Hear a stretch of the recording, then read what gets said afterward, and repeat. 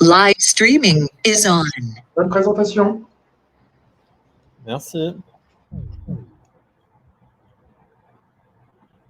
C'est bon. En fait, il y a 4 personnes dans le... Ça va être enregistré, renvoyé derrière à toute la communauté.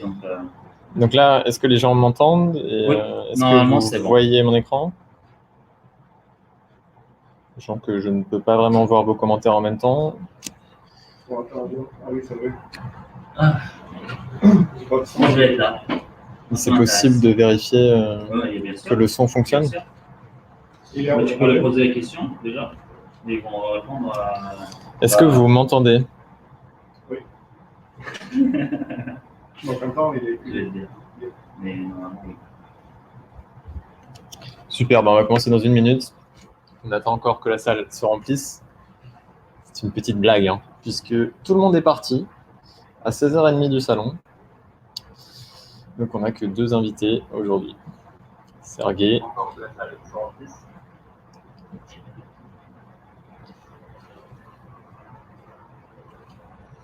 Donc bon, comme on n'est pas beaucoup, n'hésitez pas à poser des questions. J'essaierai de passer de temps en temps pour voir si on peut interagir un peu plus.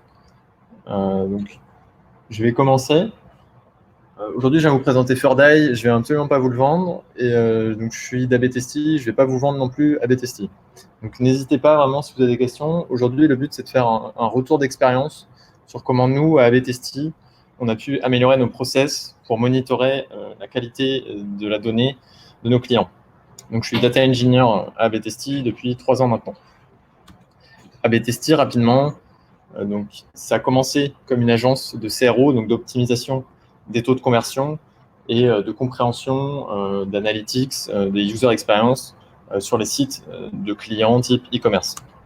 Rapidement, le produit il a évolué et on est parti avec un outil en mode SaaS qui permet exactement la même chose, mais de manière super facile, de créer des A/B tests, donc ce qu'on appelle aussi des expériences ici. Et donc le but, c'est par exemple en médecine, on a un médicament 1, un médicament 2.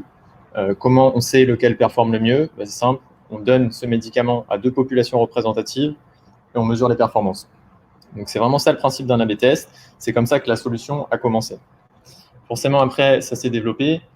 Avant, on était sur je veux tester un bouton sur mon site. Aujourd'hui, on est avec plus de personnalisation et de capacité statistique. On est capable de dire je vais tester sur Android pour mes nouveaux utilisateurs le nouveau flow de paiement et voir les impacts que ça a. On a de plus en plus de demandes de la part de métiers techniques, donc des product managers, des développeurs, qui voulaient en fait utiliser aussi l'outil, mais pour aller faire des tests back-end, par exemple. J'ai une nouvelle feature, je veux voir ce qui se passe quand je fais un rollout. J'ai ce nouveau modèle de machine learning, j'aimerais bien le mettre en production et contrôler un peu ce qui se passe par rapport à mon autre modèle de machine learning. Et c'est pour ça qu'aujourd'hui, on a 2 produits. Donc, le produit historique ABTesty pour les équipes marketing digital, qui va plus être orienté front-end, et le nouveau SaaS, donc flagship, qui est plus destiné aux équipes tech. Aujourd'hui, ABTesty, c'est une entreprise qui se porte très bien. On fait partie du Next 40, donc labellisé par la French Tech, et on a de nombreux clients dans plein d'industries différentes. Pour revenir un peu à ce qui va m'intéresser dans l'application ABTesty aujourd'hui, ça va vraiment être les tableaux de bord et la prise de décision. Les utilisateurs, on leur donne les moyens de collecter des informations, ils nous envoient ces informations, et après, on leur donne les outils, donc des dashboards, des statistiques, des tableaux, des graphes, pour prendre des décisions. Par exemple, on leur donne toute une série de chiffres pour dire le médicament 1, il est mieux pour telle dimension, donc pour les desktops, mais attention parce qu'il y a un peu d'incertitude sur Android, etc. Donc, on donne tout ça. Donc, à partir des données, nos clients vont prendre des décisions business et vont impacter après leurs millions d'utilisateurs. Le problème qui se pose avec ça, c'est que qui dit données et décision dit qualité de la donnée. Donc, il y a une question qui revient tout le temps en qualité de la donnée. C'est celle-là, c'est ce chiffre est-il correct? Donc, en fait, si vous travaillez un peu dans le monde de la data, vous n'avez pas le choix, vous avez forcément déjà entendu cette phrase. Donc, 2 options. Soit vous êtes décideur et c'est vous qui posez cette question. Généralement, vous êtes agacé quand vous devez la poser. soit vous êtes ingénieur et c'est à vous qu'on pose cette question, et généralement, vous n'êtes pas non plus content quand on vous la pose parce qu'il va falloir débugger et inspecter de la donnée. Bon. Ne vous inquiétez pas, vous n'êtes clairement pas seul. Les big tech écrivent des romans sur le sujet et on voit de plus en plus de grosses levées de fonds qui se font pour des outils vraiment focus sur l'observabilité de la donnée et la qualité de la donnée. Et donc, c'est vraiment quelque chose qui est en train de boomer.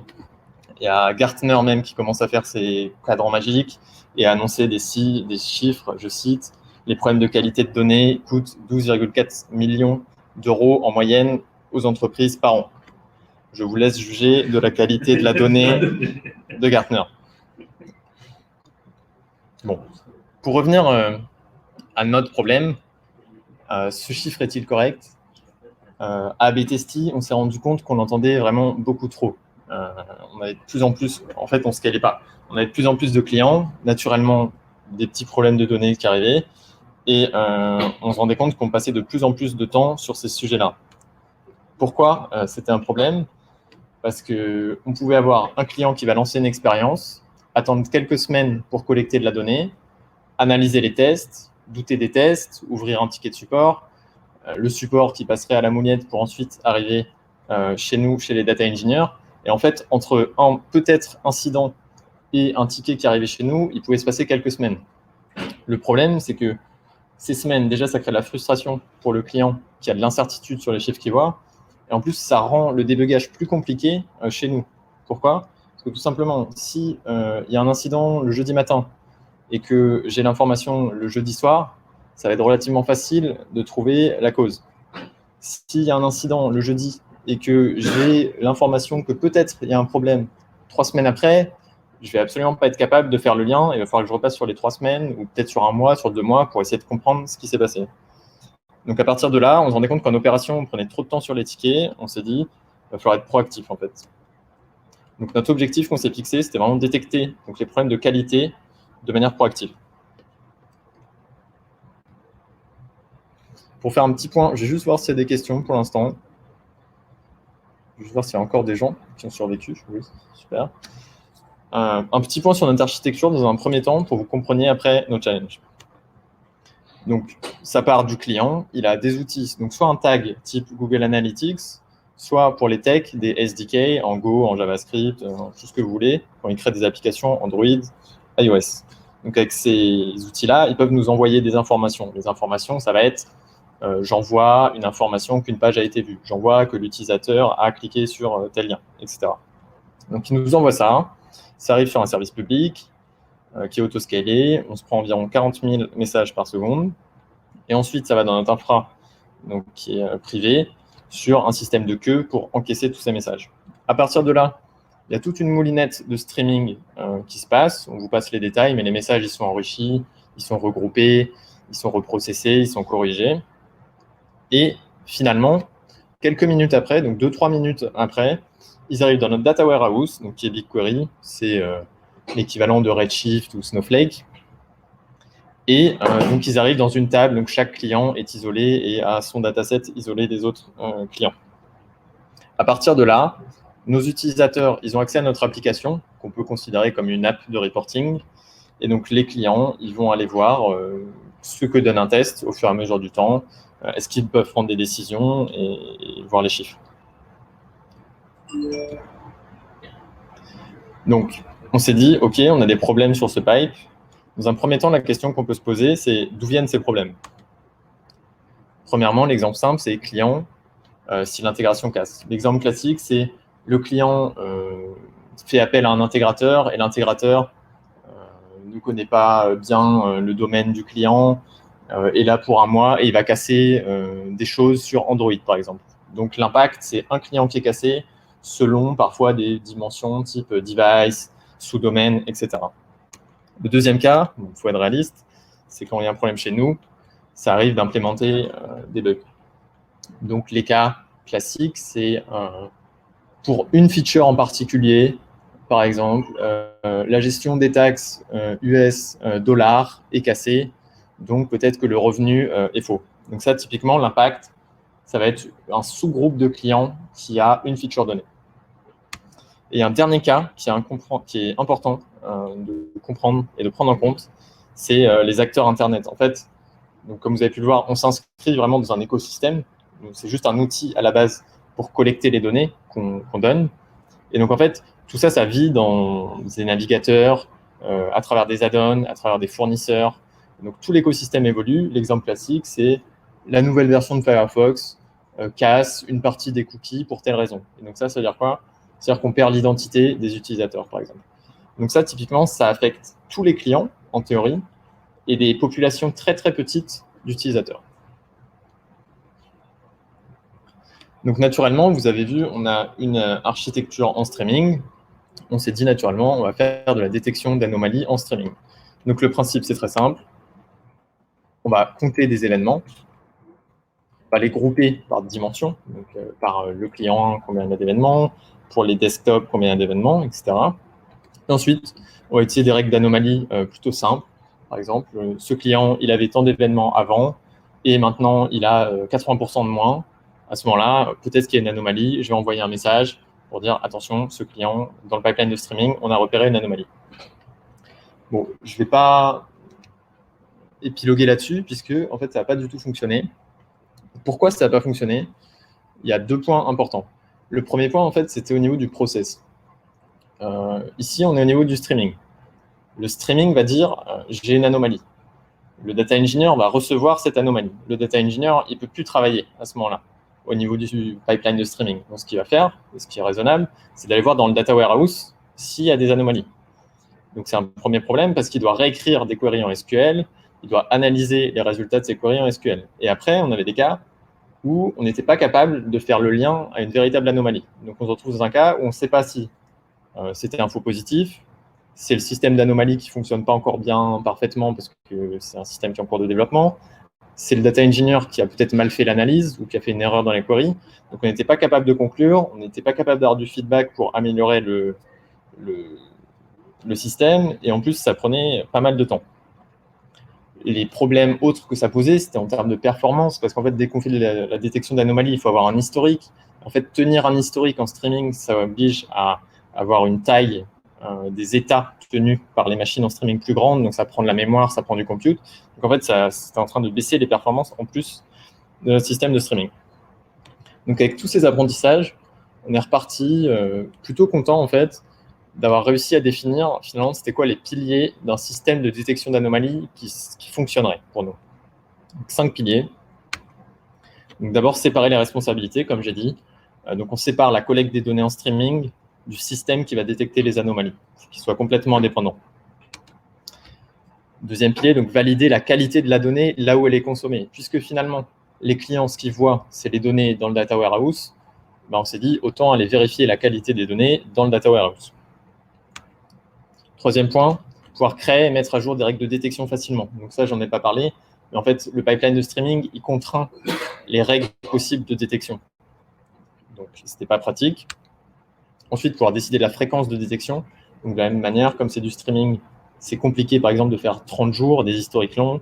C'est compliqué de faire des choses à une fréquence tous les 1 jour ou toutes les heures. Du moins, d'avoir du contrôle facilement là-dessus.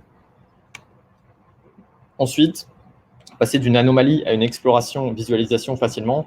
On ne voulait pas que ce soit aux data engineers, quand ils ont une anomalie, de faire des requêtes SQL, d'explorer selon les dimensions. On voulait que ce soit fait automatiquement. Du moins que les queries soient générées automatiquement. Et en bonus, donc si possible, être connecté à nos outils opérationnels. Donc dans notre cas, c'était Jira et Slack. Donc comment on a fait ça? Premièrement, on est allé voir un peu ce qui se faisait chez les marchands et en open source. Au niveau commercial, donc c'était en 2020 qu'on a commencé ce projet. Honnêtement, il n'y avait rien. Donc comme vous avez pu le voir dans une slide précédente, aujourd'hui, il y a eu beaucoup de levées de fonds, ça a beaucoup changé. Aujourd'hui, il y a des offres commerciales intéressantes. À l'époque, c'était vraiment pas mature, donc c'était pas une option. Niveau open source, pareil, il n'y avait pas grand-chose. Il y avait du spécifique en Spark d'Amazon. Nous, ce qui a retenu notre attention, c'était des blogs de LinkedIn qui discutaient de leur solution à eux, qu'ils adossaient à une base de données spécifique qui s'appelait Pinot, et sur lequel, en fait, ils faisaient exactement ce dont on avait besoin. Donc, je vous montre rapidement quelques images. Je ferai une démo pour que vous vous rendiez compte. Donc, la création de règles de détection d'anomalies c'est une config en YAML. Ensuite, il y a des workers qui vont suivre ces configs pour faire les détections, donc directement dans le data warehouse, qui ensuite vont être reportés dans une interface graphique. Et à partir de là, quand on clique, on a tout de suite un module d'exploration qui peut faire des queries à la volée et explorer selon des dimensions qu'on a données. Donc là, dans cet exemple, on voit qu'on peut explorer selon le type de browser, la catégorie de device, le langage, etc. Donc c'est exactement ça dont on avait besoin. Donc ce qu'on a fait, c'est de faire un connecteur BigQuery. Donc on a contribué le connecteur BigQuery au projet open source. Bon, à partir de ça, c'est bien. On sait qu'on peut se connecter à BigQuery. La question, c'est les données dans le data warehouse, elles sont un peu plus loin des incidents que des données niveau streaming, à des niveaux techniques. Donc en fait, il faut savoir qu'est-ce qu'on peut voir dans le data warehouse en tant qu'anomalie qui est vraiment actionnable en tant que point à corriger au niveau technique. Donc on est parti sur un tableau comme ça, la métrique, donc le nombre de sessions. Le raisonnement, c'est que bon, ça comprend des saisonnalités, c'est-à-dire que les gens dorment le soir, donc le nombre de sessions dépend beaucoup de l'heure, du jour de la semaine, etc. Mais ça peut s'apprendre avec du ML. Et si on a une anomalie, ça suggère soit des pertes, soit de la duplication de données. Des exemples classiques d'incidents sur lesquels, quand on a une anomalie de ce type, on peut rechercher, c'est l'intégration, peut-être que l'intégration du tag ou du SDK, désolé pour la faute, est cassée. Peut-être qu'il y a une version de navigateur qui est problématique. La deuxième métrique qu'on s'est dit qu'on pouvait monitorer, c'était le ratio de nouveaux visiteurs. Donc ça, pour un site Internet, en théorie, ça doit rester stable. Donc si ce n'est pas stable, peut-être qu'on est en train de perdre des identités. Ils sont perdus, ou est-ce qu'il y a un tracking à travers des domaines de nos clients qui est cassé? Et donc, à travers les domaines, les identités pour nos clients sont perdues. La troisième métrique, c'est le revenu des transactions. Donc pareil, c'est un peu compliqué parce qu'il y a des saisonnalités. Mais une anomalie suggère soit des pertes, soit des données incorrectes. Et c'est un KPI très important, les transactions, puis c'est souvent avec ça que nos utilisateurs vont prendre des décisions pour impacter leur business. Donc on s'est dit qu'il fallait absolument le monitorer. Et donc pareil, les exemples d'incidents, c'est par exemple une gestion incorrecte de taxes et devises. Ça peut être de notre côté, mais ça peut être aussi côté intégration, SDK ou tag. Donc voilà. Donc je vais essayer de vous faire une petite démo. La plateforme est assez lourde. Donc, je ne vais pas tout vous montrer, je vais juste vous montrer un exemple de comment on crée et comment on détecte des anomalies. Donc, on va partir du nombre de sessions. Donc, la première métrique que j'ai définie, ça, c'est une time series à peu près réaliste, plutôt simple dans les faits, du nombre de sessions par heure. Donc, ce qu'on peut voir, c'est qu'il y a des saisonnalités, les gens dorment la nuit, peut-être que le week-end, il y a un peu moins de monde, mais le dimanche soir, ça remonte. Et on voit qu'il y a du bruit, c'est-à-dire il y a des types de variations plutôt aléatoires. Là, je vous montre la même time series pour que vous fassiez une idée sur un mois. Donc, comment ça se passe? L'objectif simple, dans un premier temps, on va dire, c'est détecter les drops, donc les anomalies où ça descend de plus de 80%. Donc, pour vous donner une idée, si ça, c'est votre time series, je pense qu'on est tous d'accord que ce qu'on veut détecter, c'est cette partie encadrée en rouge. Très rapidement, comment on ferait ça, en fait? Parce que un utilisateur, je veux dire un humain, quand il voit ça, il dit tout de suite, OK, la partie à droite, elle est fausse. Comment on fait intuitivement? En fait, on se dit, comparé à avant, c'est faux. Mais on ne peut pas comparer facilement, puisque, comme on l'a dit, comparer un jeudi à un dimanche, ça n'a pas de sens. Comparer un 8 h du matin à un 20 h du soir, ça n'a pas de sens. Donc, on part d'une règle plutôt simple qui va être, je compare à une semaine ou à 2 semaines précédentes, etc. En tout cas, dans un premier temps, à une semaine précédente, le même jour, la même heure. Pour limiter le bruit, puisqu'on a vu qu'il y avait du bruit, plutôt que juste comparer à la semaine précédente, on compare aux 2 semaines précédentes et on fait la moyenne. Donc ça, c'est juste pour diminuer le bruit. Donc on part comme ça, on a cette baseline, on a la valeur courante qu'on mesure, et on se dit, OK, est-ce qu'il y a un drop de 80%? Si oui, à ce moment-là, peut-être qu'il y a une anomalie. Vous pouvez rentrer si vous voulez. Donc très rapidement, petit point sur l'archi, on ne va pas tout revoir, mais juste pour comprendre, donc il va y avoir un front-end, encadré en rouge là, et des workers. Ils gèrent, donc ça c'est Thirdeye, c'est le projet open source. Ils gèrent leurs artefacts de manière indépendante dans une base de données SQL et on connecte tout ça à notre data warehouse BigQuery. À partir de ça, donc, on va vouloir implémenter cette règle-là et pouvoir détecter ce type de problème.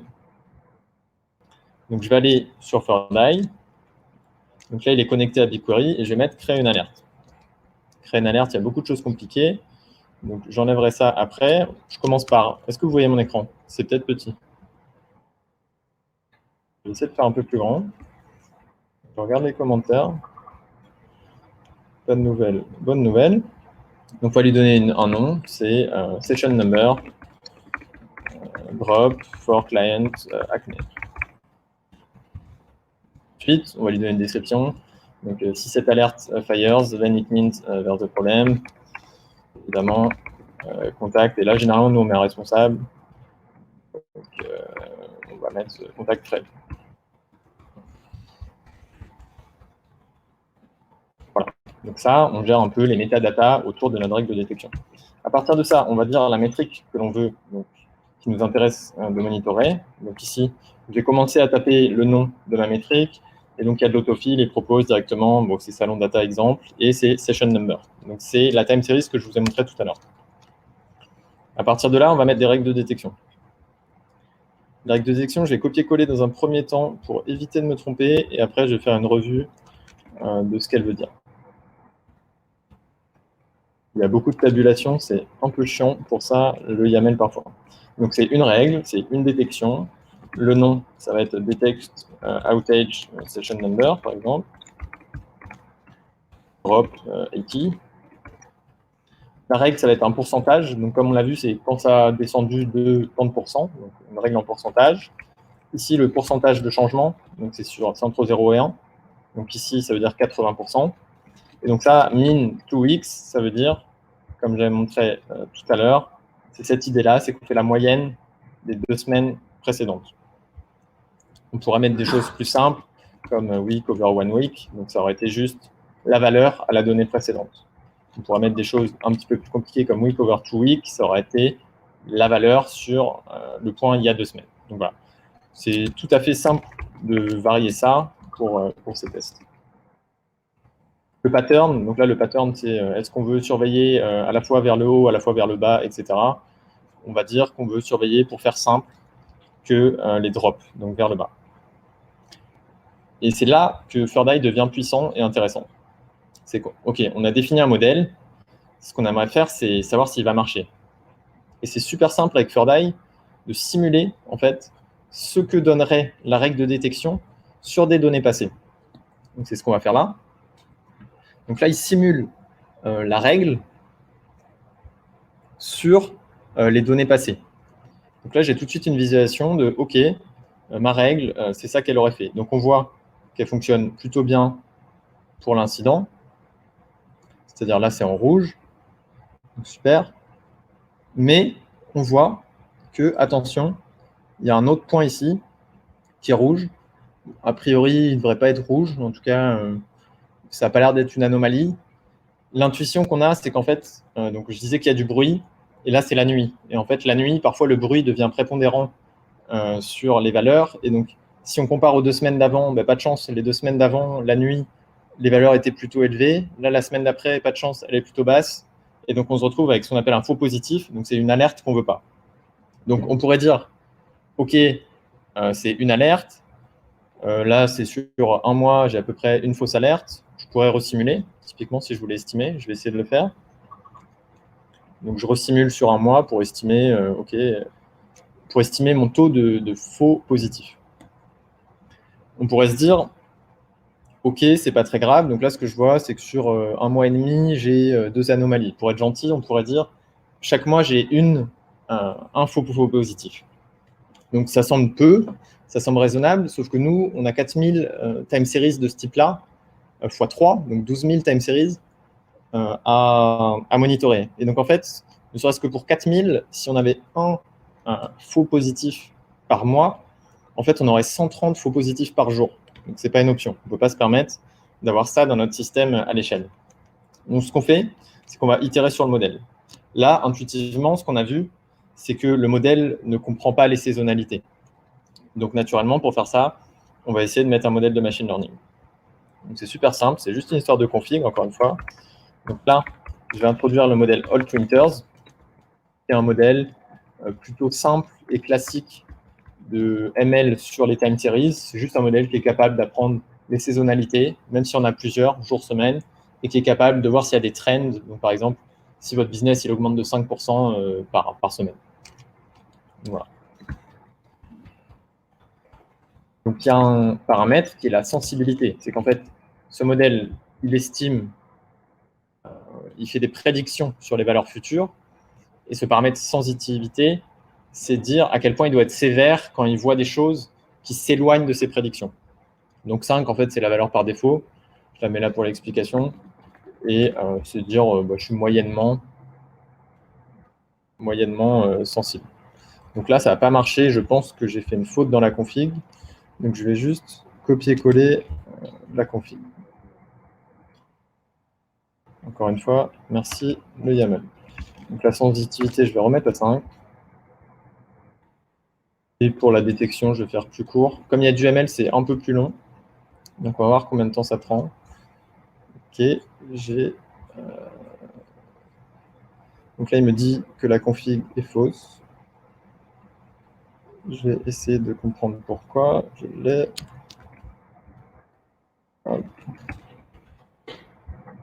Donc le but, c'est vraiment d'avoir des itérations de manière interactive sur le modèle qu'on est en train d'être créé. Donc vous voyez, c'est un petit peu compliqué au niveau de la config. Dès qu'on a l'habitude, ça se passe bien. Et le gain en termes de data science, pour moi, est direct. Donc là, on voit que ça ne marche pas du tout. C'est-à-dire que, OK, le modèle a bien détecté le problème ici, mais j'ai plein de faux positifs. Donc pourquoi j'ai plein de faux positifs? Peut-être que ma sensibilité était trop élevée. Donc ce que je vais faire, c'est que je vais la mettre à 0. Encore une fois, je relance. Et en quelques minutes, j'ai ce qu'aurait donné cette alerte dans le passé. Donc voilà. Là, je suis à quelque chose de mieux. On peut voir que déjà, premier point, il y a beaucoup d'historique par rapport à avant. C'est juste pour nous aider à comprendre sur quoi le modèle s'est entraîné. Donc, ce n'est pas très intéressant dans notre cas. Là, on peut voir plutôt les anomalies qui ont été détectées. Donc, comme avant, la véritable anomalie, bien sûr, elle est détectée. Ce qu'on voit, c'est qu'on a moins de problèmes tout en bas au niveau de la nuit. Donc, a priori, en fait, il gère bien les problèmes de saisonnalité. Par contre, bon, c'est un modèle de ML, c'est relativement fragile, ces choses-là. Le fait est qu'il ressort beaucoup de faux positifs sur d'autres valeurs. Donc là, encore une force de third eye, on va pouvoir combiner en fait des règles. Le problème de toute manière avec le ML, de manière générale, et ça vous pouvez le retenir, c'est que nous, notre business case, c'était détecter les drops de 80%. Généralement, c'est lié à une SLA. Le modèle de ML, c'est pas possible de lui expliquer ça. Le modèle de ML, il fait sa prédiction, il a des intervalles de confiance, et après, vous donnez une marge sur les intervalles de confiance. Donc, ce qui est intéressant de faire, en fait, c'est de combiner les deux. Là, je vais dire, je fais mon modèle de ML, et après, je vais faire un filtre. Et mon filtre, ça va être ma véritable SLA. Donc, pareil, je ne vais pas me risquer cette fois-ci à l'écrire à la main. Je vais tout de suite prendre une config de filtre, et on va la voir ensemble. Voilà, j'ai ma première détection, mon modèle de ML. Ensuite, une règle business, qui est le drop de 80%. Donc, ça va être un percentage change, comme tout à l'heure, mais sous forme de filtre. Et je vais dire pareil, je prends la moyenne des 2 dernières semaines, c'est que vers le bas, et mon threshold, donc ma limite, c'est 80%.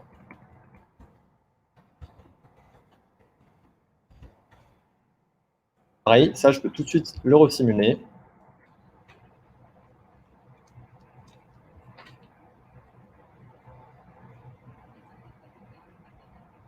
Là, forcément, ça prend encore un peu plus de temps parce qu'il y a 2 règles, finalement.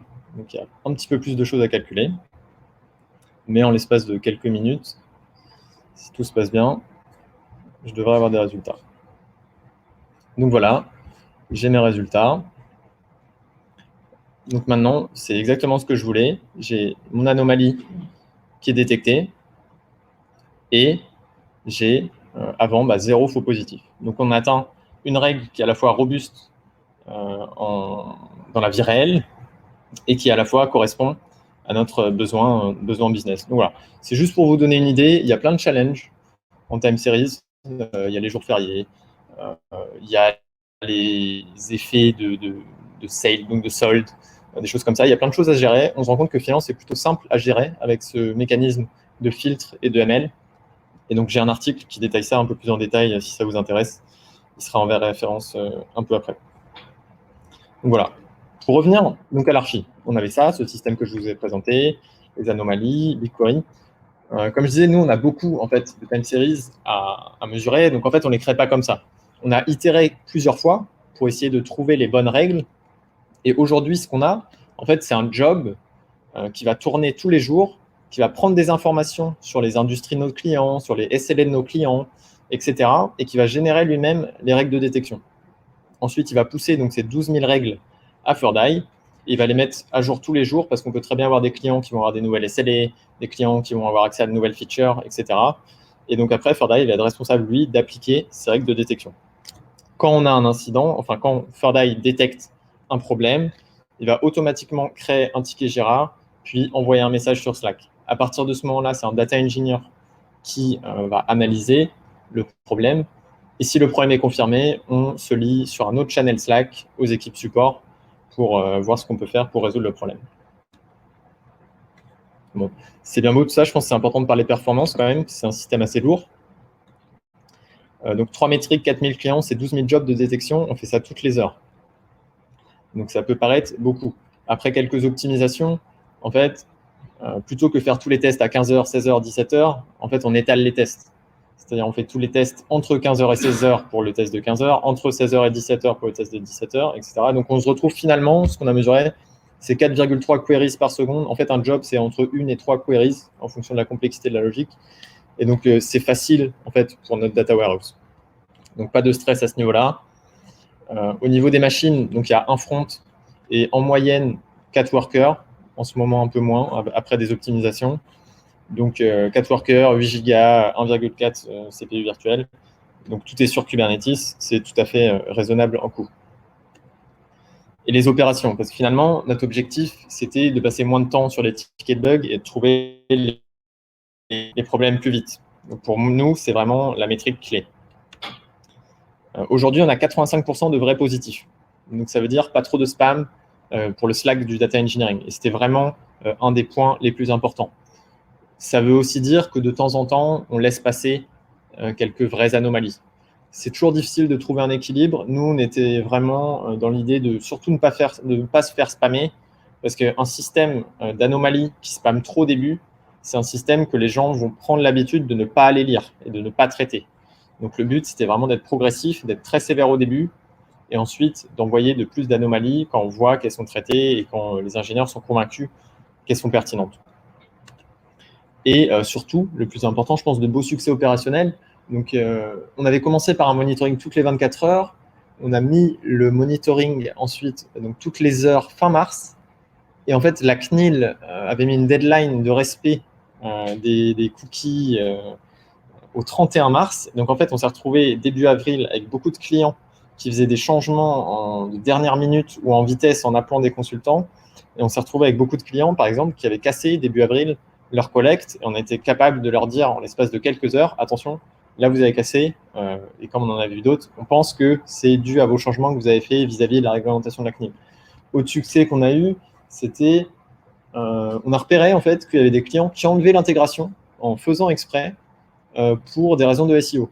Et donc là, on est allé les voir, on a pu comprendre pourquoi, et on a tout simplement résolu les problèmes de SEO. Donc là, c'était vraiment du shadow depth. Autre exemple qu'on a eu, c'était un nouveau client. Donc, au début, il y a toujours un peu plus de risques au niveau des intégrations. Généralement, on a du customer support qui va s'occuper de vérifier que tout se passe bien. Parfois, il y a des clients qui refusent. Donc là, c'était un client qui avait refusé.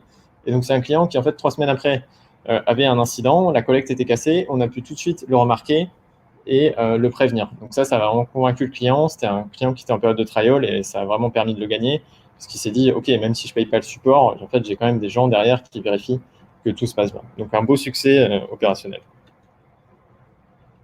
Donc, voilà. Point que je mets en rouge quand même. Donc, souvent, j'aurais tendance à dire, les data scientists vont passer pas mal de temps sur les performances du modèle, les performances, même si les techniciens, le data engineer, ça va être les performances, est-ce que ça coûte pas trop d'argent? Est-ce que mon data warehouse ne souffre pas trop de toutes ces queries? Ce qu'il faut vraiment mesurer, c'est est-ce que au niveau des opérations, ça fonctionne bien? Et on est plutôt content de dire qu'aujourd'hui, ça fonctionne bien. Donc voilà, je remercie le Salon de la Data, les partenaires, les organisateurs, etc.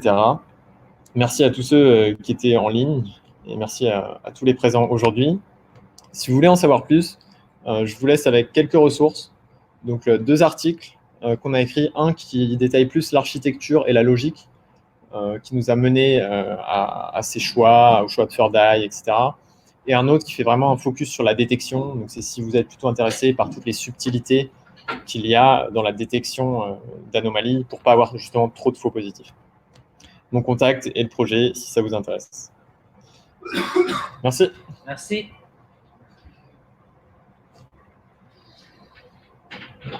Tu peux arrêter juste le live. Et là, donc là, j'arrête. Ouais, stop, et les ouais. questions, c'est... Oui, est-ce que vous avez des questions? Parce que moi, j'en ai des questions. Moi. T'as raison. N'hésitez pas si vous avez des questions dans le chat, sinon je vais répéter les questions qu'on a ici en présentiel. Ce que j'ai compris, c'est que vous avez réutilisé un projet qui a déjà démarré. Je n'ai pas compris LinkedIn, un post LinkedIn. Ouais, donc c'était peut-être pas clair à ce niveau-là. En fait, Third Eye, c'est un projet qui a été open sourcé par LinkedIn. D'accord, ok. À la base, en fait, c'était un plugin qui était dans le Data Warehouse Pinot, qui est aussi un projet open source. D'accord. Et ils avaient à un instant développé une solution pour faire du SQL dessus, parce que Pinot, à l'époque, c'était pas du SQL, donc c'était un peu compliqué, mais finalement, on a réussi à prendre ce projet, le connecter à BigQuery. C'était vraiment le point important, quoi. Et donc, c'était un projet sur lequel, à un instant donné, Third Eye avait mis pas mal de ressources. Donc, ça marchait plutôt bien quand même. D'accord. Et en fait, il est maintenu maintenant toujours par LinkedIn et par vous, j'imagine. Alors, en fait, ça a été compliqué parce que le projet, donc la question c'est, est-ce que le projet est encore maintenu? Voilà. Donc aujourd'hui, le projet, il a été sorti de Pinot parce qu'il commençait à devenir trop grand. Entre-temps, Pinot est devenu projet Apache officiel, donc c'était plus incubé, donc il y a un certain niveau de standard qui fait que le management au niveau d'Apache Pinot est différent aussi. Donc le projet Third Eye, il a été différencié dans un projet indépendant. Donc là-dessus, LinkedIn, ils ont continué à contribuer dessus à un moment, et ensuite, ils ont arrêté. Nous, on a un fork, parce qu'en fait, on a quelque chose qui sont spécifiques à notre besoin. Moi, ce que je sais, c'est que, en fait, il a été séparé d'Apache Pinot parce que c'était plus cohérent, ça faisait trop. Aujourd'hui, Third Eye, ça peut être connecté à du Redshift, à du Cloudera, à plein de bases. Donc, après, aujourd'hui, il n'est plus maintenu par LinkedIn, mais parce qu'en fait, il va être maintenu, mais c'est top secret, par un spin-off de gars de LinkedIn qui sont en train de faire une startup sur Pinot, mais qu'en fait, ils connaissent bien aussi Third Eye, et donc en fait, c'est eux qui vont reprendre le projet.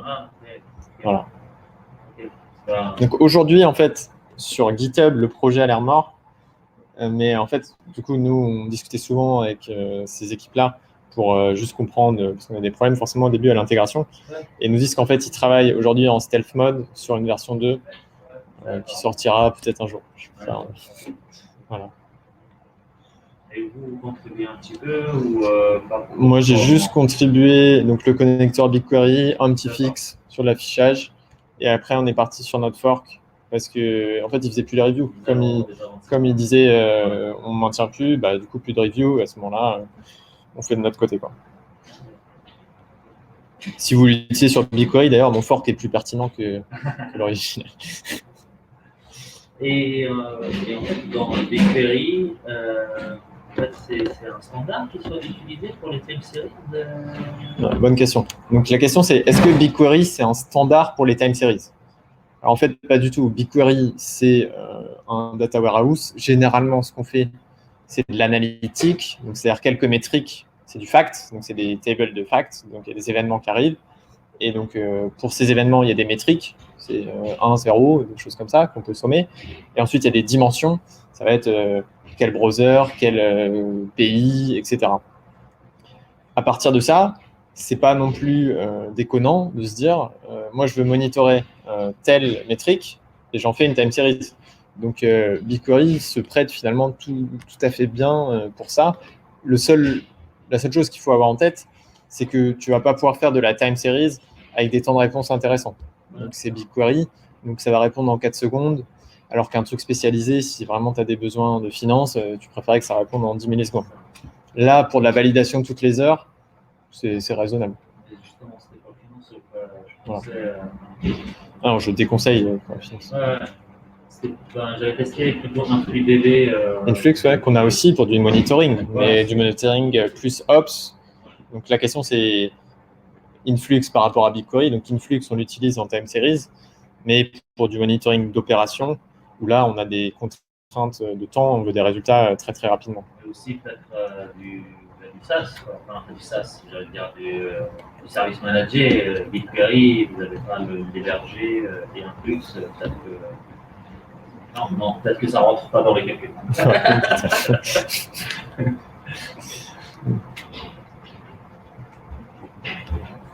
Bon, bah, merci. S'il n'y a pas de plus de questions, moi je vais m'arrêter là. Merci beaucoup.